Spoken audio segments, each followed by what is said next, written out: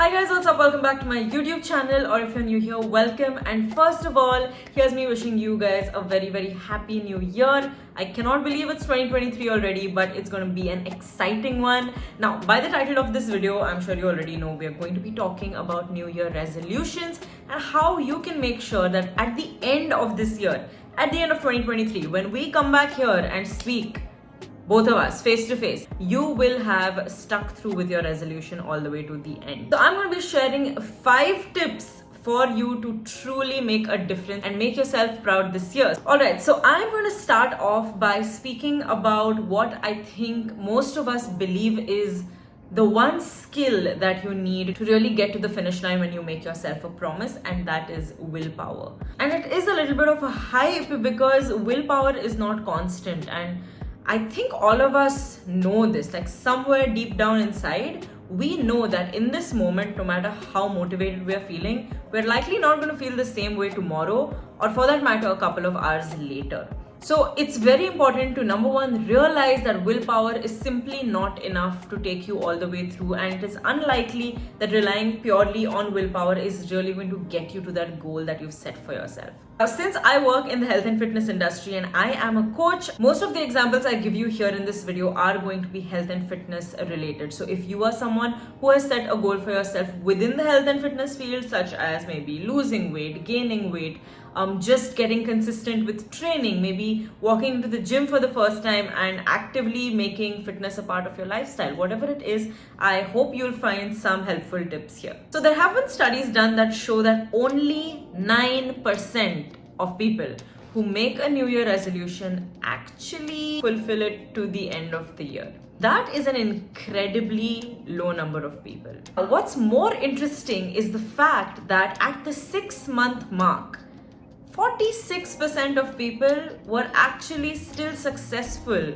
with implementing their New Year resolution, which means from month 7 to month 12, you have almost 37% of that crowd dropping out. You could be super motivated today and this could last for the next 6 months, but the likelihood of you sticking to that resolution you've made for yourself after that 6-month mark is quite low based on these studies.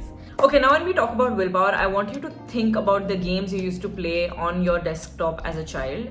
Remember how we would, be a character, and that character would have a certain amount of lives, or it would have like this little battery on top, and the battery would keep getting depleted every time you lost a life in that game. So now think of willpower as that battery. Now what happens is we don't realize that willpower can actually get depleted in more ways than just one. Now I want to give you an example of an experiment conducted just to give you a little more insight. In this particular experiment, we had 2 groups of people who were divided by scientists, and both groups had a bowl of radishes and a bowl of cookies placed in front of them. One group was told to ignore the radishes and only focus on eating the cookies, and the other group was told the opposite. So the other group was told to not bother about the cookies at all and eat only the radishes. Now once both groups were done eating whatever product it was that they were supposed to eat, the researchers came into these rooms. Of course, these groups are placed separately, by the way. The researchers come into the room and give them an impossible puzzle to solve. Let's refer to the cookie eating group as group 1, and let's talk about the radish eating group as group 2. So when they gave the impossible puzzle, which literally means the puzzle had no solution, to group number 1, they attempted it on average for 30 minutes, and they were very relaxed during this whole procedure before the researchers told them to quit and basically told them that it's an impossible puzzle. On the other hand, group 2 had a very different reaction. Now group number 2 on average only attempted the puzzle for 8 minutes, and in those 8 minutes they were venting, they were frustrated, they were yelling at the researchers, and one lady even made a comment saying this puzzle is a waste of time. Now when you think about the behavior of group 1 versus group 2, one thing is pretty clear. Group 2 actually had a lot of their willpower depleted when they were asked not to eat the cookies or not even bother about the cookies and eat the radishes instead. Group 1, on the other hand, had no reason to practice self-restraint in the initial experiment, which led them to being more efficient or having more patience with solving that puzzle as compared to Group 2. Now, this happens in our lives on a day-to-day basis as well. Depending on how your day was and depending on the things that you had to maybe deal with in office or in your personal life, your willpower to do the thing that you really want to do for yourself can be significantly lower than you'd want it to. So tip number 1 from me to you is to never rely on willpower throughout this year. Sometimes we all just have to figure out how to do the things that we told ourselves we'd do, even when we don't feel like doing it. And this is what a lot of people call discipline. Now remember that this kind of discipline can only come in through regular repetition of the activity that you want to do. So be sure to practice that particular task on a daily basis or at least frequently in the week so that it slowly becomes a habit. Alright, let's talk about tip number 2. Remember that stress and sleep are either going to make or break your success when it comes to whatever your New Year resolution is, and especially if your New Year resolution is linked to a fitness goal. So a lot of times I have clients coming in saying that they stress eat or they are more prone to, consuming snacks later at night when they're studying for an exam, or they're just stressed about what's happening in their personal or professional life. It's very important for us to realize that the lower our stress levels are, the less likely we are to perform the very action that we are trying so hard to get away from. Now, especially in the initial days of this new year where you are trying to cement a new habit, it's very, very important for you to keep your stress levels low. People who are stressed are more likely to make bad decisions and delay gratification because they are constantly in that hunt for that dopamine release. This often leads us to doing things that make us feel good in the moment but make us feel extremely guilty after.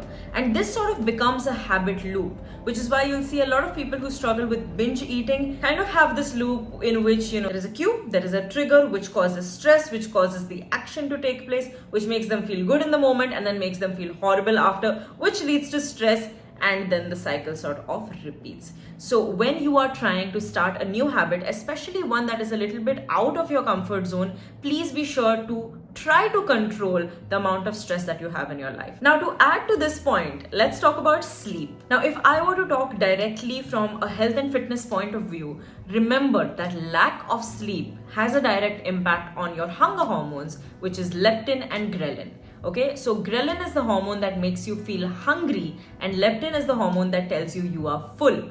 Now, if your hormones are regulated, you should be able to understand when you're hungry, when you're full pretty well. And this is why a lot of times in this industry, you'll hear people saying your body is very smart and you don't really need to track your meals, just eat when you're hungry, stop when you're full. But the truth is, for so many of us, these hunger signals are dysregulated. This can lead to people not feeling hungry even if they haven't eaten for hours at a stretch, or it could lead to someone else feeling extremely hungry even after consuming a 2000 calorie meal. Now, sleep has a direct impact on that, and if you consistently expose yourself to decreased duration of sleep, your ghrelin is going to shoot up, which means you're going to feel a lot hungrier, and your leptin is going to go down, which means the signal in your brain that tells you you're full is going to sort of take a step back. And for people who struggle with gaining weight and binge eating, this is really bad news. So tip number 2 is please figure out your sleep routine and figure out your stress levels. These two are going to have such a profound impact on how your New Year resolution pans out.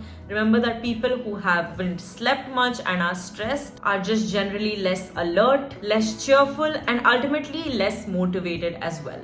And that is never a good combination for trying to achieve a goal that's out of your comfort zone. Okay, tip number 3 that I have for you is rather than trying to eliminate a bad habit, try to replace it.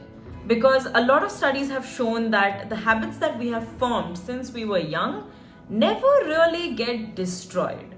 They're always there, lurking in the back of our brains somewhere. So instead of trying to eliminate it, which often can put the focus back onto that habit, it's more important to try to replace that habit with something else. Remember that as human beings, we are action-oriented creatures. We are not inaction-oriented creatures. So if you tell yourself that you need to stop doing XYZ tomorrow onwards, you're more likely to rebound and want to do that thing even more a little while later. Instead, if you replace that activity with something new, something positive that you're trying to inculcate in your life, and constantly repeat this action, you're more likely to form this new habit that takes place of the old habit, and that can really see you all the way through till the new year. Okay, tip number 4 is understanding that how long it takes for you to form a habit is extremely subjective. No matter what a book says, no matter what an article says, and trust me, I have read a couple of these books myself. I've read The 5 a.m. Club, which I absolutely loved. I think that book had a lot of value to provide, but that book stated that it takes roughly 66 days for a habit to form. However, studies have shown that it could take anywhere between 21 to 271 days or any number in between this or beyond this. And this really comes down to, number 1, the kind of habit that you're trying to form or break. Number 2, the environment you're in and the cues that you have around you. Because for example, if you are someone who wants to maybe cut down on your alcohol intake, or you want to stop smoking this year onwards, and you are surrounded by people who constantly and regularly smoke and drink alcohol, it is going to be significantly harder for you to quit as opposed to somebody who is the only smoker in that group. So rather than tying down your expectations to a certain number of days, really just pushing the focus to taking it one day at a time and doing whatever you need to do in that given day, and believing in the power of compounding can really take you a long way. Remember that everyone's triggers are different. Remember that everyone's journey is different. So it's very crucial to be kind to yourself as long as you know that you are doing everything in your control to become better and really live up to your own expectations. Okay, tip number 5 is going to come down to those people who have been maybe repeating the same New Year resolution year after year after year. And I see this a lot in the health and fitness industry because every year, so many of us just want to lose weight, look better, get a photo shoot done in summer. These are very common goals. And if you find that you're making the same resolutions year after year, it's important to realize that you need a better reason to change than the one you've had so far. Intrinsic motivation is so important.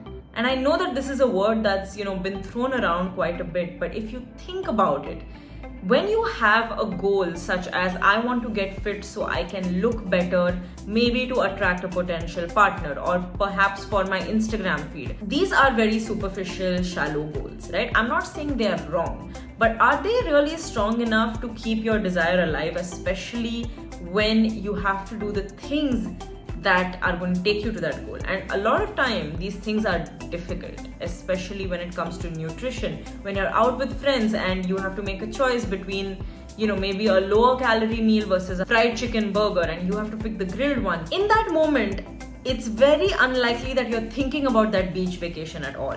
In that moment, all you're thinking about is, I want to have that fried chicken burger, and you're probably going to have it. And the thought of showing off your abs at a beach in Maldives is not going to cross your mind until much later, when the compounding effect of the decisions you make on a daily basis starts showing up in the wrong way, where you realize you're going in the opposite direction. So instead of that, when you link your validation to your performance, such as maybe you've never been able to do a pull-up in your life and this year you're able to do so, that is going to instill a kind of confidence and love for the thing you're doing, in this case working out and training at the gym, that nothing else could have done for you. If your reason for stating something as your New Year resolution is shallow, then your motivation levels and willpower to follow through with it will also be low. It's 2023 and we have all gone through the COVID nightmare. And I truly believe that COVID-19 has been an alarming example of just how fragile life is, of just how fragile our health is. And if we don't have our health, we don't really have anything. A lot of us take our health for granted until we fall sick. But why is it that it takes a tragedy for us to realize what we had? What you do today for your health is directly going to have an impact on your future, like literally have an impact on your life ahead.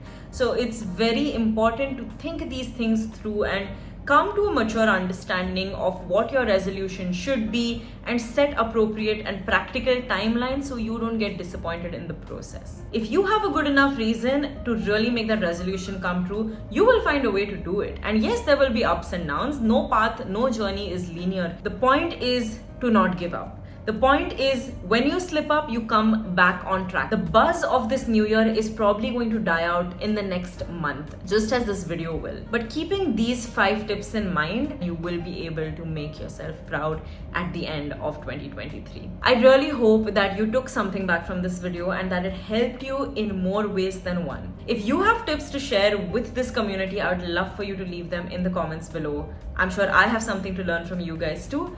But that is it from me for this video. If you stay till the end, thank you so much for watching. I hope you choose to subscribe if you enjoy this content. And I am so excited to be creating more content for you in this year. Hopefully I can make a bigger difference than the one that I have made so far. For those of you who choose to continue supporting me, please know that I appreciate each and every one of you. And that's me signing off. Happy New Year once again, and I'll see you in the next video.